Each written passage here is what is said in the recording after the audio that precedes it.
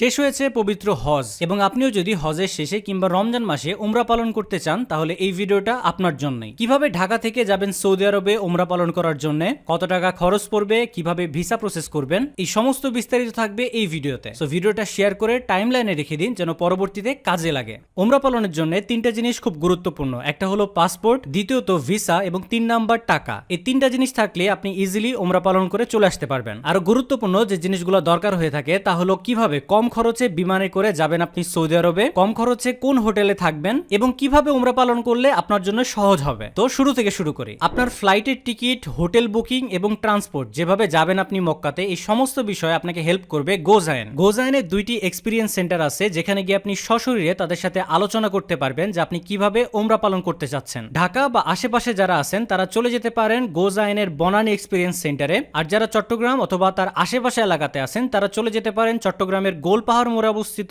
Experience সেন্টারে। সেখানে গিয়ে আপনি তাদের সাথে আলোচনা করতে পারেন আপনি কম খরচে ফ্লাইটের টিকিট চাচ্ছেন। এয়ারপোর্টে নামার পরে গোজাইন থেকে তাদের গাড়ি সার্ভিস করে আপনাকে নিয়ে যাবে হোটেলে। আপনি কেমন বাজেটের মধ্যে হোটেল চাচ্ছেন সেটাও তাদের সাথে শেয়ার করলে তারা আপনাকে সেই বাজেটের মধ্যে হোটেল ম্যানেজ করে দিবে। কেউ চান একটু লো বাজেটে হোটেলে থাকার জন্য, আবার অনেকেই চান বাজেট ফ্রেন্ডলি 4 স্টার বা 5 স্টার হোটেলে থাকার জন্য। এই সমস্ত ব্যাপার আপনি আলোচনা করে তাদের সাথে কথা বলে নিতে পারেন। ঢাকা থেকে অনেকে মক্কায় উমরা করতে যান, প্রথমে নামেন মদিনা এয়ারপোর্টে, আবার অনেকে আছেন আমার মতো যারা নামেন জেদ্দাতে। এয়ারপোর্টে নামার পরে গোজাইন কার ট্রান্সপোর্ট সেবার মাধ্যমে আপনাকে পৌঁছে দিবে হোটেলে। খুব বাজেট ফ্রেন্ডলি একটা হোটেলে উঠেছিলাম যেখানে আমার পার নাইট খরচ পড়েছিল 120 রিয়াল। আমি চাচ্ছিলাম একটু কমফোর্টেবল বাজেটের মধ্যে হোটেল যেটা তারা আমাকে খুঁজে দেয়। এরপরে সেখান থেকে তাদের গাড়ি সার্ভিস করে আপনি সোজা চলে যেতে পারবেন নিকটস্থ কোনো মিকাতে। মিকাতে গিয়ে নিয়ত করার পরে সেই গাড়িতে করে আপনি চলে যেতে পারবেন মক্কাতে। আপনার উমরা পালন সম্পন্ন হয়ে গেলে এর পরবর্তী আশেপাশে যে স্পটগুলো আছে যেগুলো ঘুরে দেখা যায়, যেমন জাবালাল নূর পাহাড়, আরাফা ময়দান,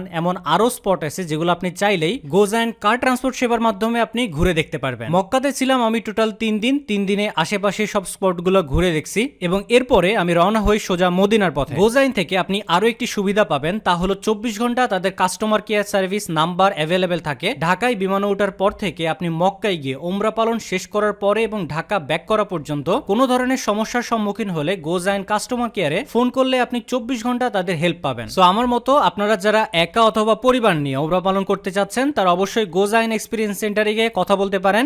আশা করি আপনাদের উমরা এক্সপিরিয়েন্সটা অনেক সহজ এবং সুন্দর হবে। সো জাবালাল নূর পাহাড় এবং মক্কার পরবর্তী ভিডিওগুলো দেখার জন্য ফলো করে রাখতে পারেন আমার পেজকে, এবং উমরা সংক্রান্ত আপনার যদি কোনো তথ্যের প্রয়োজন হয় সেক্ষেত্রে কমেন্ট করতে পারেন, আমি রিপ্লাই করব।